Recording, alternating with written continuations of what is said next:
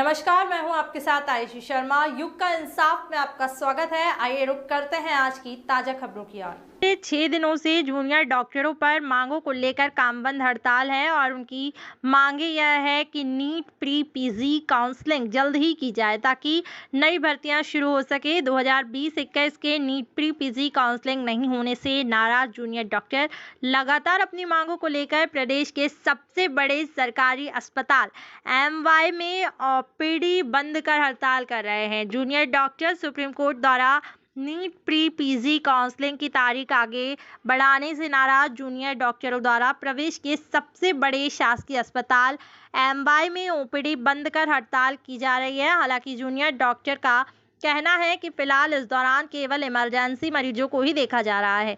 वहीं कोरोना के नए वेरिएंट ओमिक्रॉन तीसरी लहर का भारत में आगमन हो चुका है, लेकिन प्रदेश के अस्पतालों में पर्याप्त मैन पावर नहीं होने के चलते मरीजों के उपचार ठीक से नहीं हो पा रहे हैं। जूनियर डॉक्टर ने चेतावनी दी है, आने वाले दोनों दिनों में इमरजेंसी सेवा भी पूर्ण रूप से बंद कर दी जाएगी, जिसकी पूरी जिम्मेदारी शासन की रहेगी। आज आपके द्वारा काम बंद हड़ताल की जा रही है, क्या विशेष मांगे आपकी प्रमुख? देखिए, हम जो है लगातार गवर्नमेंट से अपील करते आए हैं कि जो काउंसलिंग प्रक्रिया थी उसको कहीं ना कहीं फास्ट किया जाए, क्योंकि आपको पता है कि जिस तरीके से कोविड की 2 लहर हिट की हैं ऑलरेडी, हमने उसमें काम किया, फ्रंट लाइन पे रह के काम किया, लगातार करते आ रहे हैं। 6 महीने से ज़्यादा हो गए हैं, हमारा 3rd ईयर का बैच जा चुका है, जिसके वजह से ऑलरेडी हमारे पास मैन पावर कम है। और जिस तरीके के आपको पता है कि कोविड के बाद म्यूकर आया, फिर डेंगू आया और उसके बाद कहीं ना कहीं ओमिक्रॉन भी 3rd वेव आने के लिए दस्तक है, बट हमारे पास हैंड ही नहीं है काम करने को। कहीं ना कहीं जो है ये काफ़ी दुर्भाग्यपूर्ण रहा है कि हमेशा डॉक्टर्स जितना ज़्यादा काम करते हैं उतना ही पिसते जाते हैं। लगातार हम काम किए जा रहे हैं, हमारा नॉर्मल रूटीन जो रहता है 18 आवर्स का रहता है। हम बोल रहे हैं कि अभी भी हम 18 घंटे से 20 घंटा काम करने को रेडी है, बट हमारे पास मैन पावर नहीं, हम फिजिकल अपीयरेंस अपनी 2 नहीं कर सकते। जैसा कि आपको पता है कि अगर कैजुअलिटी में एक साथ 5 पेशेंट आते हैं, हमारे पास डॉक्टर अगर 5 रहेंगे तो हम 5 को देख पाएंगे, बट अगर हमारे पास सिर्फ 2 डॉक्टर है, जो कि एक बैच पूरा ना आने की वजह से अभाव चल रहा है, तो हम ऑब्वियस सी बात है एक टाइम पे उतने मरीजों को नहीं देख पाएंगे, जिसके वजह से कहीं ना कहीं मरीजों को भी परेशानी होती है, उनके इलाज की गुणवत्ता में भी फ़र्क आता है।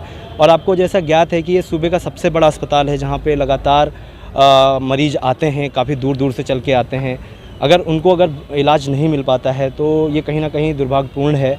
और एग्ज़ाम जो होना था वो जनवरी में अमूमन हो जाता है नीट पीजी का, जो कि कई बार आपको पता है कि डिले हो जाता है, बट इस बार जो कोविड का लहर रहा उसकी वजह से वो एग्ज़ाम का डेट अप्रैल में आया, अप्रैल में ना हो कि वो सितंबर में एग्ज़ाम हुआ, फिर उसके रिजल्ट भी घोषित हो गए।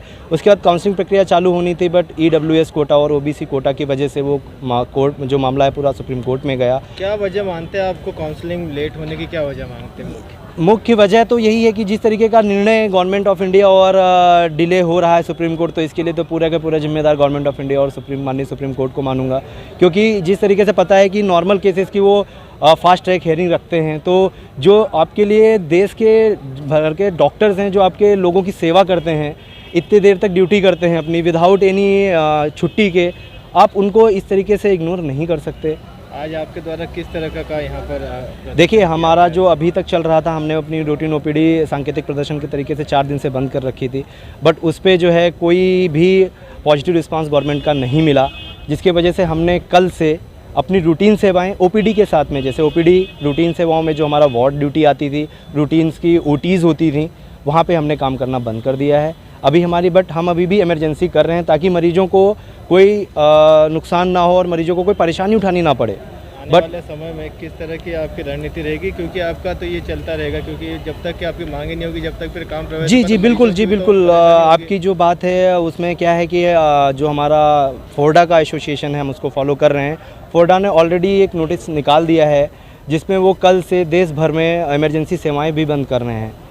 हम उनके साथ हैं, और अगर हमारी मांगों को नहीं सुना गया और जिस तरीके का रवैया रहा है, तो उस तरीके से हम मजबूरी में आके इमरजेंसी सेवाएं हमें बंद करनी पड़ेंगी, जिसके लिए जो मरीजों को जो भी परेशानी उठानी पड़ती है उसका सारे उत्तरदायित्व गवर्नमेंट ऑफ इंडिया और माननीय सुप्रीम कोर्ट का होगा।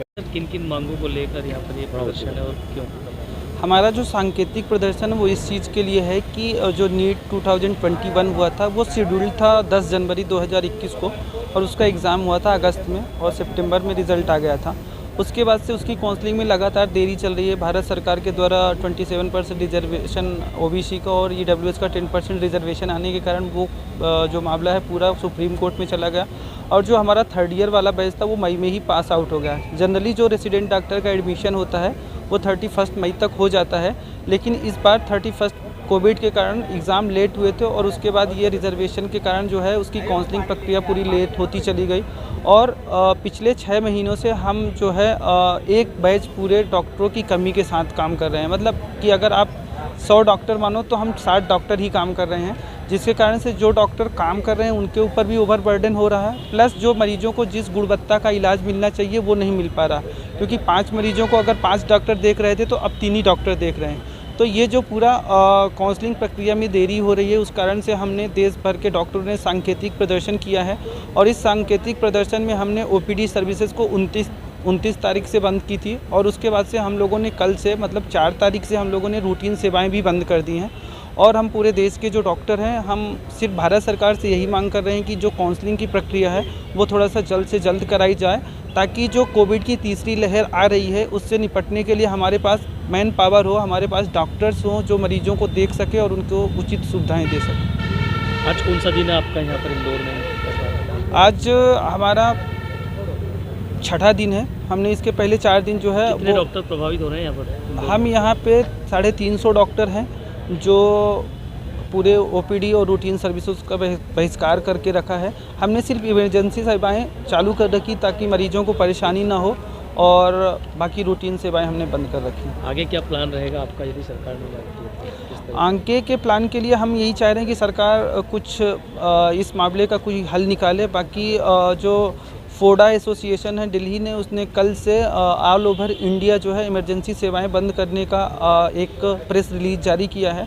हम लोगों की उनके साथ और एमपी के अदर जो रीजनल जेडीए हैं उनके साथ, बाकी देश के जो जेडीए हैं उनके साथ बातें चल रही हैं और हम लोग एक कॉमन निष्कर्ष पे निकल के उनके जो मांगे हैं, हमारी जो मांगे हैं उस पर एक चीज़ें करेंगे। और हम ओपीडी सर्विसेज तो बंद ही कर रखे हैं, रूटीन सर्विसेज भी बंद रखे हैं और अगर हमारी मांगों को नहीं सुना गया तो हम इमरजेंसी सर्विसेज भी बंद करने के बारे में सोचेंगे। आपका परिचय? Doctor Piyush Baghel, president JDA Indore.